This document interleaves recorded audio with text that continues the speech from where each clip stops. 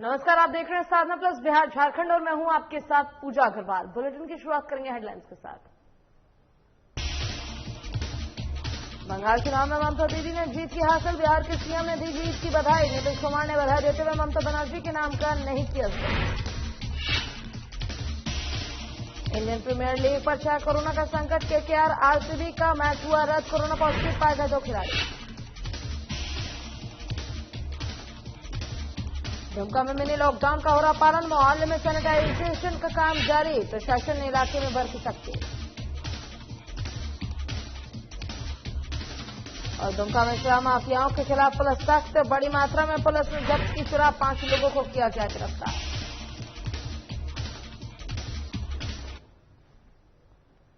चलिए शुरुआत करेंगे खबरों से। बंगाल में जीत की हैट्रिक लगाने वाली ममता बनर्जी को आखिरकार नीतीश कुमार ने उनकी जीत पर बधाई दी है। नीतीश कुमार ने एक दिन बाद ममता बनर्जी की पार्टी तृणमूल कांग्रेस की जीत पर बधाई दी है। नीतीश कुमार ने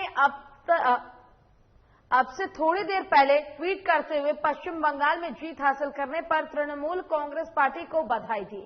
नीतीश कुमार का ये बधाई संदेश इसलिए भी महत्वपूर्ण है क्योंकि इसमें उन्होंने ममता बनर्जी का जिक्र ही नहीं किया। ममता बनर्जी का नाम लिए बगैर नीतीश कुमार ने पश्चिम बंगाल में जीत पर तृणमूल को बधाई दी। सियासी जानकार मान रहे हैं कि नीतीश कुमार ने बेहद सोच समझकर ममता का नाम लिए बगैर जीत की बधाई तृणमूल कांग्रेस को दी है। दरअसल पश्चिम बंगाल में ममता और बीजेपी आमने सामने थे। बीजेपी के लिए बंगाल की लड़ाई ना का सवाल बनी हुई है।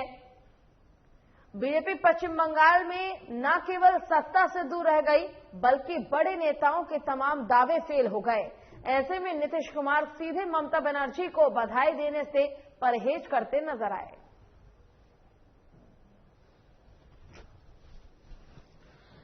बंगाल में जीत की हैट्रिक लगाने वाली ममता बनर्जी को आखिरकार नीतीश कुमार ने उनकी जीत पर बधाई दी है। नीतीश कुमार ने एक दिन बाद ममता बनर्जी की पार्टी तृणमूल कांग्रेस को जीत पर बधाई दी। नीतीश कुमार ने अब से थोड़ी देर पहले ट्वीट करते हुए पश्चिम बंगाल में जीत हासिल करने पर तृणमूल कांग्रेस पार्टी को बधाई दी।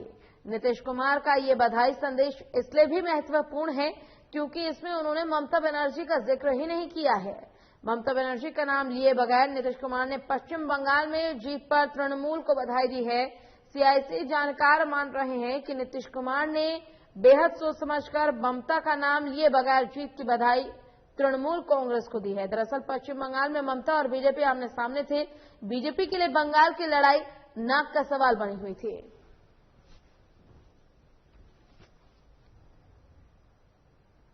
और इसी पर अधिक जानकारी के लिए हमारे साथ हमारे वरिष्ठ संवाददाता अभिषेक कुमार सिंह फोन लाइन पर जुड़ गए हैं। अभिषेक, मुख्यमंत्री नीतीश कुमार ने बधाई तो दी लेकिन नाम नहीं लिया, जिक्र नहीं किया, केवल बधाई देते हुए ट्वीट किया। क्या कैसे समझे इसे? जिस तरह टीएमसी बंगाल में चुनाव जीत गई, भले ही ममता बनर्जी चुनाव न जीती हो लेकिन टीएमसी ने चुनाव जीता है और भाजपा को मात दे के भारी बहुमत से अब सरकार बनाने जा रही है। इसके बाद लगातार बधाइयों का सिलसिला जारी हुआ। कई नेता और मंत्रियों ने उन्हें बधाई दिया। इसी कड़ी में आज मुख्यमंत्री नीतीश कुमार ने भी ममता बनर्जी की पार्टी टीएमसी को बधाई दी है, लेकिन उस बधाई में उन्होंने ममता बनर्जी के नाम का जिक्र नहीं किया है। जाहिर तौर पे आप देखेंगे कि जो जेडीयू है एनडीए का हिस्सा है और बिहार में जेडीयू और भाजपा का गठबंधन है। ऐसे में लगातार जो बंगाल का जो चुनाव था बीजेपी के लिए एक अस्मिता का सवाल था, क्योंकि बीजेपी जिस तरह से हावी थी इस कोरोना के काल में भी लगातार बीजेपी पे सवाल उठाए जा रहे थे। लगातार सवालों के घेरे में बीजेपी आ रही थी और लगातार रैलियां हो रही थी। इसके बावजूद भी बीजेपी हार जाती है ममता बनर्जी से, तो कहीं ना कहीं बड़ा सवाल था। तो अब नीतीश कुमार ही जाने कि उन्होंने उनका नाम क्यों नहीं लिया, लेकिन इनडायरेक्ट रूप से उन्होंने पार्टी को बधाई दी है। वहीं नीतीश कुमार के अलावा जेडीयू के एक बड़े नेता की हम बात करें, उपेंद्र कुशवाहा, तो उन्होंने तो एक ऐसा ट्वीट किया है जिसमें उन्होंने कहा है कि सारे चक्रव्यूह को तोड़ के ममता बनर्जी जीती हैं, इसलिए उनको बधाई दिया। आखिर वो चक्रव्यूह के रूप में किसे लेते हैं? इसके बाद बिहार के राजनीति में सीधे तौर पे बिहार की राजनीति जो है गरमाते दिख रही है। जब इससे जुड़े हुए सवाल को भाजपा के नेताओं से पूछा गया तो भाजपा के नेता जो है उपेंद्र कुशवाहा पे ही सवाल दागते हैं। वो कहते हैं कि उपेंद्र कुशवाहा ही जानते हैं चक्रव्यूह क्या होता है, क्योंकि वही चक्रव्यूह में फंसे हैं और चक्रव्यूह से बाहर निकले हैं। तो निश्चित रूप से पश्चिम बंगाल में चुनाव हुआ हो और उसके नतीजे निकले हो, लेकिन उसके बाद बिहार की राजनीति बहुत दिलचस्प हो गई है और गर्म भी हो गई है। जी पूजा। बिल्कुल, पर इस दौरान एक सवाल ये भी उठता है अभिषेक, जिस प्रकार से हमने देखा कि तमाम बड़े नेता, खुद प्रधानमंत्री नरेंद्र मोदी पश्चिम बंगाल में दौरे के लिए पहुंचे थे और लोगों को संबोधित किया गया था, उसके बाद भी बीजेपी की हार हो गई। ऐसे में क्या हम इसे ऐसे समझ सकते हैं कि मुख्यमंत्री नीतीश कुमार जो है अपने सहयोगी पार्टी के कारण, क्योंकि बीजेपी की हार हुई है, खुलकर सामने नहीं आ पा रहे हैं और खुलकर उन्होंने बधाई नहीं दी है? जी बिल्कुल बिल्कुल पूजा, आपने सही कहा कि एक सहयोगी पार्टी के नाते ही मुख्यमंत्री नीतीश कुमार जो है खुल के ममता बनर्जी को बधाई नहीं दे पा रहे हैं, क्योंकि बंगाल की जो चुनाव थी भाजपा के लिए एक इज्जत का सवाल था, क्योंकि लगातार भाजपा के नेता दावे कर रहे थे कि इस बार पश्चिम बंगाल में 200 के पार भाजपा जाएगी। लगातार रैलियां हो रही थी, अमित शाह रैली कर रहे थे, नरेंद्र मोदी रैली कर रहे थे। उस दौरान वो जम के ये कहते हुए नजर आ रहे थे कि इस बार सरकार जो है भाजपा की बनने जा रही है, दीदी यहाँ से आउट है। लेकिन कल के नतीजे के बाद कुछ जो दृश्य है बंगाल का कुछ अलग ही निकला। इसके बाद जो है बीजेपी के सहयोगी होने के कारण नीतीश कुमार कोई विवादास्पद बयान देने से बच रहे थे और उन्होंने ट्वीट भी बहुत संभल के किया है। ट्वीट के माध्यम से उन्होंने ममता बनर्जी का नाम नहीं दिया, बल्कि पार्टी का उन्होंने नाम दिया है। जी अभिषेक, इस दौरान एक सवाल ये भी उठता है, जैसे कि हमने देखा कि डबल डिजिट भी पार नहीं कर पाई बीजेपी पश्चिम बंगाल में, और अगर बात करें बिहार विधानसभा चुनाव की, तो कहीं ना कहीं बीजेपी के सहयोग में ही एक बार फिर से जो एनडीए की सरकार है वो सत्ता में आई थी। तो जो दबाव है बीजेपी का एनडीए के ऊपर बना हुआ है, जिसके कारण मुख्यमंत्री नीतीश कुमार खुलकर किसी भी कार्य को नहीं कर पा रहे हैं, और हम देख रहे हैं कि कोरोना के मामले लगातार बढ़ते जा रहे हैं। बीजेपी की तरफ से भी कई बार उन्हें फोर्स किया गया कि लॉकडाउन लगाया जाए, बावजूद इसके कहीं ना कहीं नीतीश कुमार जो है वो अलग रास्ता बनाते नजर आ रहे हैं। जी पूजा, बिल्कुल बंगाल चुनाव के पहले हम नजर डालते हैं बिहार विधानसभा चुनाव पे। बिहार विधानसभा चुनाव के बाद जिस तरह के नतीजे हैं, उसमें तो भले ही एनडीए के साथ मिलकर नीतीश कुमार ने सरकार बना लिया और नीतीश कुमार मुख्यमंत्री बने, लेकिन उसके पहले नीतीश कुमार की पार्टी जो है 43 सीटों पे सिमट गई और उसका मुख्य वजह रहा लोजपा। जिस तरह चिराग पासवान पार्टी से लाइन से अलग हटके नीतीश कुमार का विरोध किए और नीतीश कुमार ने जिस तरह अपने कैंडिडेट को नीतीश कुमार के खिलाफ जिस तरह अपने कैंडिडेट को खड़ा कर दिया, तो कहीं ना कहीं उनके वोट में सेंधमारी हुई। इसके बाद जो आंतरिक रूप से भले ही गठबंधन हो, लेकिन पार्टियों में तल्खी साफ तौर पे देखी जा सकती है। कई ऐसे मौके आए जिस समय तल्खी शाम के खुल के सामने आई। उस दौरान नीतीश कुमार भी बहुत बार पार्टी के अंदर मीटिंग में भी कहते आए कि हमारे पीठ में छुरा घोंपा गया है। तो कहीं ना कहीं भले ही पार्टी गठबंधन में हो, लेकिन आंतरिक तल्खी दोनों पार्टियों में है। एक दबाव में नीतीश कुमार है जो कि साफ तौर पे देखा जा सकता है। इसी दबाव के चलते पश्चिम बंगाल में भले ही ममता बनर्जी को उन्होंने बधाई न दिया हो, लेकिन पार्टी को उन्होंने बधाई दिया। तो कहीं ना कहीं एक तल्खी है और एक दबाव भी है। जी अभिषेक, बधाई कैसे भी दी जाए, लेकिन हकीकत यही है कि 1 मई दीदी फिर से आ गई और इस सच्चाई को स्वीकार कर लेने में ही फायदा है और कहीं ना कहीं ईर्ष्या न रखते हुए इसको स्वीकार कर लेना चाहिए। आपका बहुत बहुत शुक्रिया तमाम जानकारी के लिए।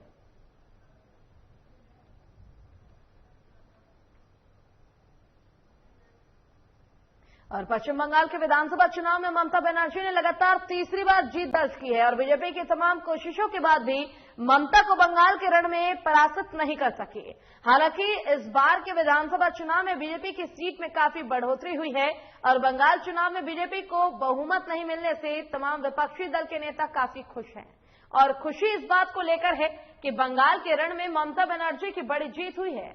और जेडीयू के वरिष्ठ नेता और संसदीय बोर्ड के अध्यक्ष उपेंद्र कुशवाहा ने कहा है कि ममता बनर्जी ने भारी चक्रव्यूह को तोड़कर जीत दर्ज की है।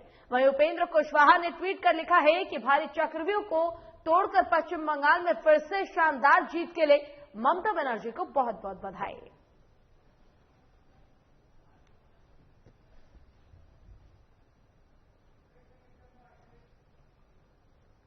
चलिए रुकेंगे छोटे से ब्रेक के लिए, फिर होंगे हाजिर।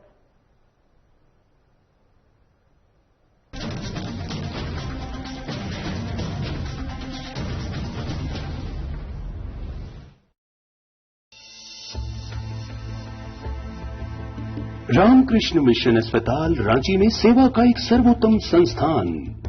7 दशकों से रामकृष्ण मिशन सैनिटोरियम में सभी बीमारियों का आधुनिक पद्धति से सस्ते दर पर इलाज।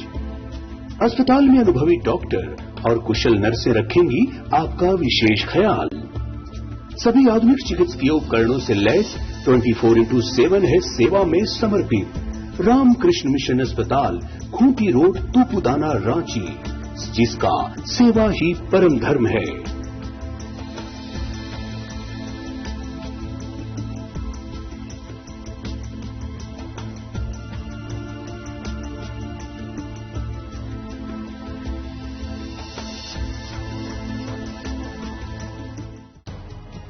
आंख अनमोल उपहार है।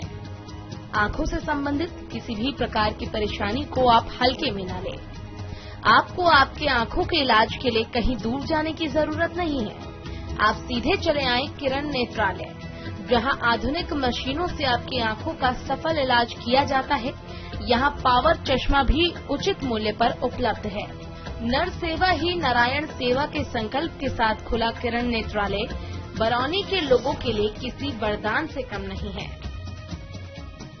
हमारा पता है किरण नेत्रालय सेवा समिति, फुलवरिया बाजार, कैरीबारी दुर्गा स्थान के निकट, बरौनी।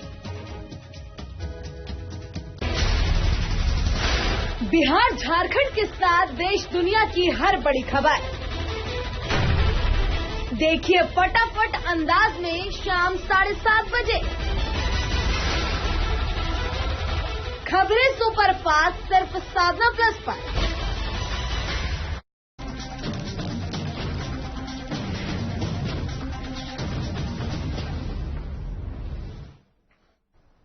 चलिए ब्रेक के बाद एक बार फिर से रुक करेंगे खबरों की ओर। पश्चिम बंगाल में टीएमसी के जीत पर एनडीए के घटक दल हिंदुस्तानी अवाम मोर्चा के नेता और पूर्व मुख्यमंत्री जीतन राम मांझी और जेडीयू नेता उपेंद्र कुशवाहा ने बधाई दी है। इसके बाद बिहार की राजनीति गर्म हो गई है।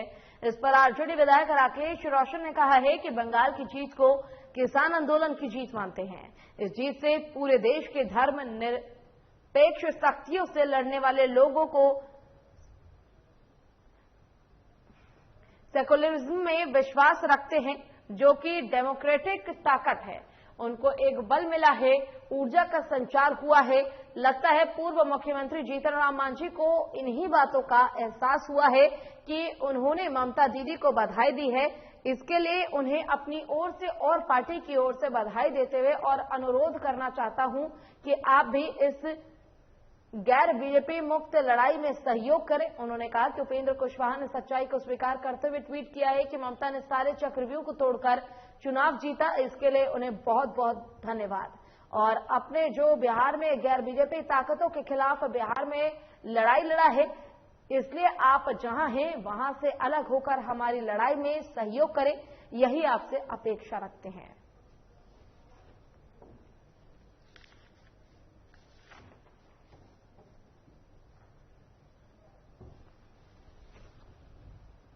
कोरोना के कहर का असर अब इंडियन प्रीमियर लीग के क्रिकेट पर भी दिखने लगा है। सोमवार को होने वाले कोलकाता नाइट राइडर्स और रॉयल चैलेंजर्स बेंगलुरु के मैच को रद्द कर दिया गया है। जानकारी के मुताबिक कोलकाता के 2 खिलाड़ी कोरोना पॉजिटिव पाए गए थे, जिसके बाद मैच को रद्द करने का फैसला लिया गया। आईपीएल के 14वें सीजन के 30वें मैच में सोमवार को अहमदाबाद में रॉयल चैलेंजर्स बेंगलुरु का सामना कोलकाता नाइट राइडर्स से होना था। ये मुकाबला आज शाम 7:30 बजे से खेला जाना था, जिसे रद्द कर दिया गया है।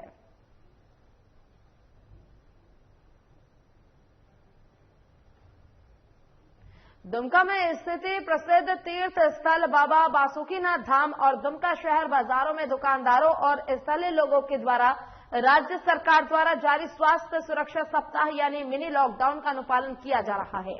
साथ ही बासुकीनाथ और जरमुंडी में लगातार कोरोना के बढ़ते मामलों को देखते हुए नगर पंचायत के कई वार्ड और मोहल्ले में सैनिटाइजर स्प्रे किया जा रहा है और स्थानीय लोगों को कोरोना के प्रति जागरूक करने के साथ प्रशासन द्वारा लड़ाई के साथ लॉकडाउन का अनुपालन कराया जा रहा है।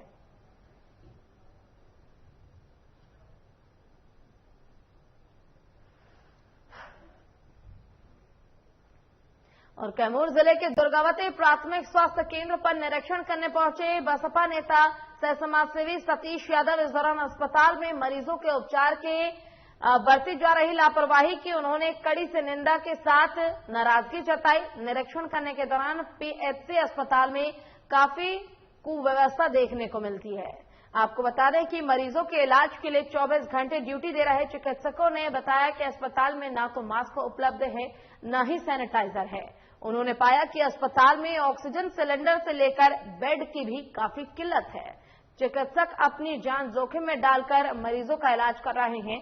बसपा नेता सतीश यादव ने बताया कि इस अस्पताल का स्थिति काफी ज्यादा बदतर है। वहीं अस्पताल में ना तो ऑक्सीजन है ना ही मरीजों के लिए बेड है। सबसे बड़ी बात यह है कि अस्पताल में मास्क सैनिटाइजर तक नहीं है। डॉक्टर बिना पीपीई किट पहने ही कोविड-19 की जांच कर रहे हैं। मौके पर उन्होंने सरकार से अपील करते हुए कहा कि सरकार और स्वास्थ्य विभाग के बड़े पदाधिकारी अविलंब अस्पताल में मरीजों के लिए विधि व्यवस्था बनाएं ताकि कई लोगों की जिंदगी बचाई जा सके। प्राथमिक स्वास्थ्य केंद्र पर हम लोग आए हैं निरीक्षण करने के लिए और हम लोगों ने देखा है आज यहाँ स्थिति इतना बद से बदतर है इस स्वास्थ्य केंद्र पे। इसी स्वास्थ्य केंद्र पे नहीं बल्कि राज्य के सभी स्वास्थ्य केंद्रों की यही हाल है। जैसा कि आप पूरे स्वास्थ्य केंद्र में आप भी देखे होंगे हमारे साथ, न ऑक्सीजन है न बेड है। और स्थिति ये है कि जो यहाँ डॉक्टर ड्यूटी पे है, जो स्वास्थ्य कर्मी कोरोना कोविड-19 का टेस्ट कर रहे हैं, उनके पास पीपीई किट तक नहीं है, हाथों में ग्लव्स नहीं है। सोचिए, जो फ्रंट लाइन होकर जो लड़ाई लड़ रहे हैं उनके पास डॉक्टर ने खुद अपने मुखार बिंदु से कहा कि यहाँ पे सैनिटाइजर तक नहीं है। सोचिए, ये सरकार लोगों के जीवन के साथ कितना खिलवाड़ कर रही है। कैमूर जिले की एक खबर जहां पर सैनिटाइजर मास्क को लेकर कमी देखी जा रही है। अस्पताल में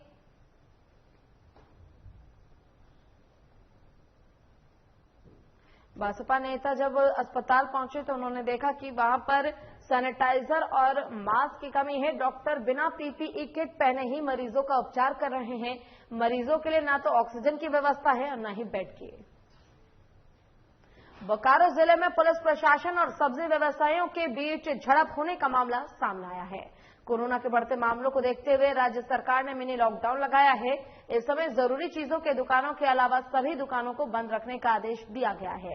इसके बावजूद बोकारो के सिटी थाना क्षेत्र अंतर्गत मुख्य मंडी दूंदीबाग में कई व्यवसायियों ने अपना दुकान खोल रखा था, जहां बाजार में काफी संख्या में भीड़ देखने को मिल रही थी। जब पुलिस उसे बंद कराने और भीड़ को कम करने पहुंची तो व्यवसायियों ने पुलिस पर हमला कर दिया। आपको बता दें कि व्यवसायियों ने दारोगा पिंकू कुमार सिंह को पीटा है, जिससे दारोगा घायल हो गया। मामले में एक व्यवसायी को गिरफ्तार किया गया है और उससे पूछताछ की जा रही है। फिलहाल पूरे बाजार को बंद करा दिया गया है। बाजार पुलिस छावनी में तब्दील हो गया है। घटनास्थल पर वरीय अधिकारी भी मौजूद हैं। फिलहाल स्थिति की नियंत्रण में रखा गया है। यहाँ पर ड्यूटी लगा दूंदीबाग में सोशल डिस्टेंसिंग का पालन कराना है। उसी क्रम में काफी संख्या में भीड़ था तो हम लोग आए, उसको बोले कि भीड़ यहाँ से हटा लीजिए। उसमें एक व्यक्ति था जिसको अभी हम लोग थाना ले गए हैं, वो हमारे साथ मारपीट करने लगा, वो उलझ गया। तो उसको जब हम लोग पकड़ के यहाँ से लेकर जा रहे थे तो पीछे से जितने भी यहाँ के दुकानदार लोग हैं, स्टाफ लोग हैं, हम लोग पीछे से पथराव किया, जिसके बाद हम लोग उसको लेकर गए तो फिर वो लोग हट गए यहाँ से, फिर फोर साइड सब उठा के।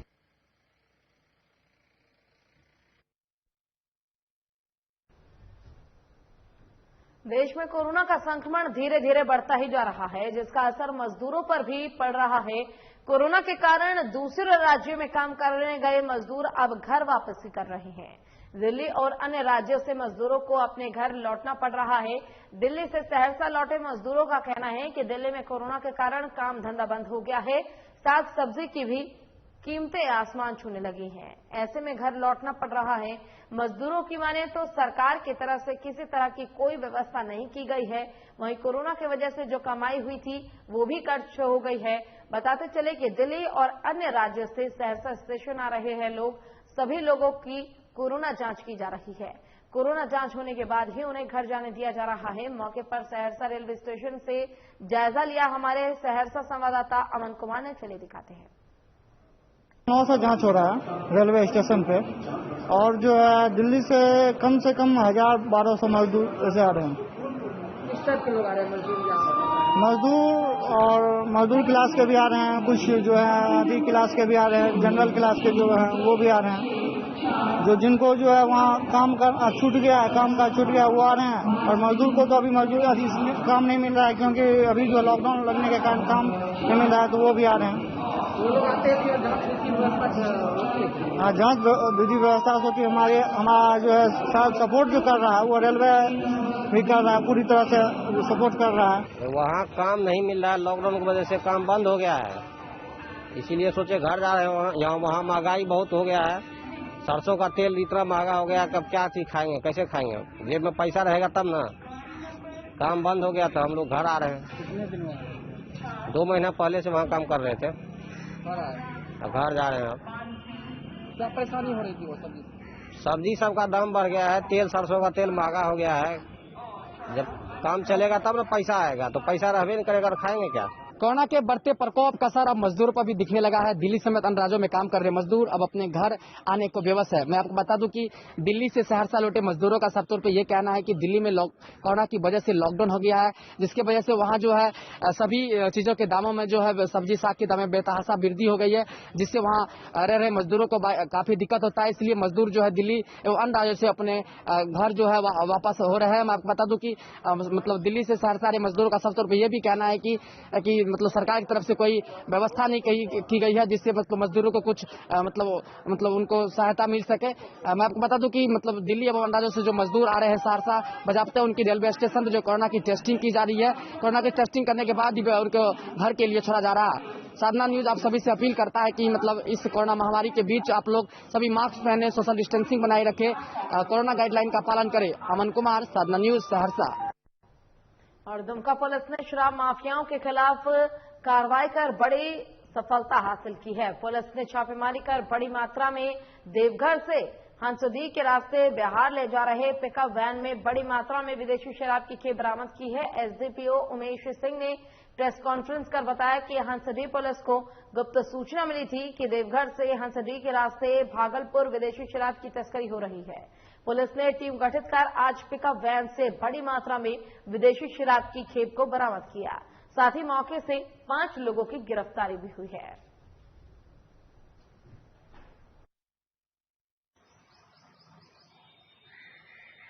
अवैध लाभ उठाने के ख्याल से पिकअप वाहन में कटहर के नीचे छिपाकर लाने की सूचना पर आदेशानुसार एक टीम का गठन किया गया, जिसमें इंस्पेक्टर, थाना प्रभारी, अन्य पदाधिकारी को टीम में शामिल किया गया। हल्दिया चौक के पास ही छानबीन के दौरान कुल 51 पेटी, जिसका विवरण दिया हुआ है, एक होंडा सिटी गाड़ी जिसमें भी दारू था, जिसकी जब्ती की गई। और पश्चिमी सिंहभूम के चक्रधरपुर क्षेत्र के मनोहरपुर थाना के रायकेरा गांव में एक युवती का शव मिलने से सनसनी का माहौल है। गांव के ही ग्रामीणों ने अज्ञात महिला के शव को तालाब में तैरता हुआ देखा। उसके बाद ग्रामीणों ने इसकी सूचना पुलिस को दी। पुलिस ने युवती के शव को पोस्टमार्टम के लिए चक्रधरपुर भेजकर आगे की जांच पड़ताल में जुट गई है। वहीं अब तक युवती की पहचान नहीं हो सकी है।